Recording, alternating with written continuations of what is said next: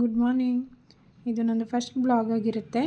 ನಾನು YouTube open ಮಾಡಿ 2 years ಆಯಿತು. ಯಾವುದೇ ಥರ ಬ್ಲಾಗ್ ಅಪ್ಲೋಡ್ ಮಾಡಿರಲಿಲ್ಲ.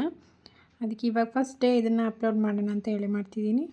ಒಂದು ವಾರ್ಡ್ರೋಬ್ ಆರ್ಗನೈಸ್ ಮಾಡೋಣ, ಅದನ್ನು ವೀಡಿಯೋ ಮಾಡೋಣ ಅಂಥೇಳಿ ಈ ವಿಡಿಯೋ ಅಪ್ಲೋಡ್ ಮಾಡ್ತಾಯಿದ್ದೀನಿ. ಇದು ಮೀಶೋಯಿಂದ ತರಿಸಿದ್ದು. ಇದು 6 ಪೀಸಸ್ ಬರುತ್ತೆ, 270 ರುಪೀಸ್.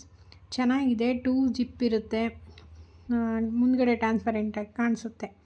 ಮೀಶೋದಲ್ಲೆಲ್ಲ ನೋಡಿರ್ತೀರ, ಪರವಾಗಿಲ್ಲ, ವರ್ತ್ ಅನಿಸುತ್ತೆ, ತಗೋಬೋದು. 6 ಪೀಸಸ್ ಇದೆ. ಮತ್ತು ವಾರ್ಡ್ರೋಬಲ್ಲಿ ಬಟ್ಟೆಗಳೆಲ್ಲ ತುಂಬ ಮಿಸ್ಸಿ ಆಗಿರ್ತಿತ್ತು.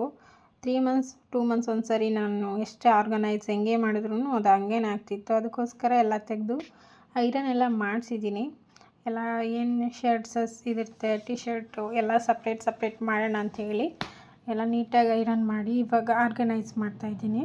ನಮ್ಮ ಬಟ್ಟೆಗಳಿಗಿಂತ ಅವ್ರದ್ದು ಕಡಿಮೆ ಬಟ್ಟೆ ಇರುತ್ತೆ, ಆದ್ರೂ ನಮ್ಮಷ್ಟು ನೀಟಾಗಿ ಅವ್ರ ಬಟ್ಟೆ ಇಡೋಕ್ಕಾಗಲ್ಲ. ನಿಮ್ಮ ಮನೇಲಿ ಹಂಗೇನಾ?